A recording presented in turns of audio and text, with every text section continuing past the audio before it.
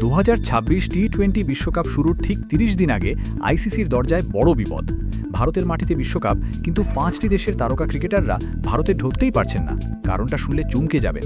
তাদের অপরাধ, তাদের শরীরে বইছে পাকিস্তানি রক্ত। আমেরিকার প্লেয়ার থেকে কানাডার স্টার, সবাই এখন ভিসা সমস্যায় জর্জরিত। তবে কি এবার ভেস্তে যাবে বিশ্বকাপ, নাকি ভারতের এই কড়া সিদ্ধান্তে বড় কোনো ঝটকা অপেক্ষা করছে? বিস্তারিত জানতে ভিডিওটি শেষ পর্যন্ত দেখুন। বন্ধুরা, 2026 টি-20 বিশ্বকাপ শুরু হতে আর মাত্র 1 মাস বাকি। আগামী 7ই ফেব্রুয়ারি থেকে ভারত ও শ্রীলঙ্কায় বসছে এই মেগা ইভেন্ট। কিন্তু তার আগেই হুলস্থুল কাণ্ড ক্রিকেট বিশ্বে। আমেরিকা, ওমান, ইউএই, ইতালি এবং কানাডা, এই 5টি দলের বেশ কিছু তারকা ক্রিকেটারদের ভারতীয় ভিসা পাওয়া নিয়ে বড়সড় জটিলতা তৈরি হয়েছে।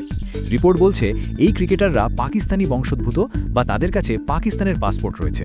জিও নিউজের রিপোর্ট অনুযায়ী এই ক্রিকেট বোর্ডগুলো আইসিসি এবং বিসিসিআইকে চিঠি দিয়েও কোনো সুদত্তর দেয়নি। আসলে 2025 সালের মার্চ মাসে পাহেলগ্রামে হওয়া মর্মান্তিক ঘটনার পর ভারত ও পাকিস্তানের কূটনৈতিক সম্পর্ক তলানিতে।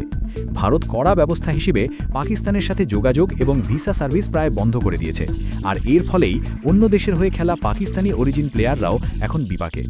এখন প্রশ্ন হলো, খোদ পাকিস্তান টিমের কি হবে? এখানেই আসল টুইস্ট।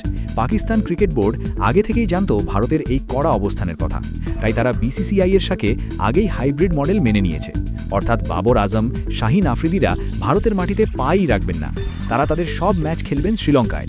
কিন্তু বিপদটা হয়েছে আমেরিকা বা কানাডার মতো দলগুলোর, যারা জানত না যে পাকিস্তানি কানেকশন থাকলে তাদেরও ভিসা আটকে যাবে।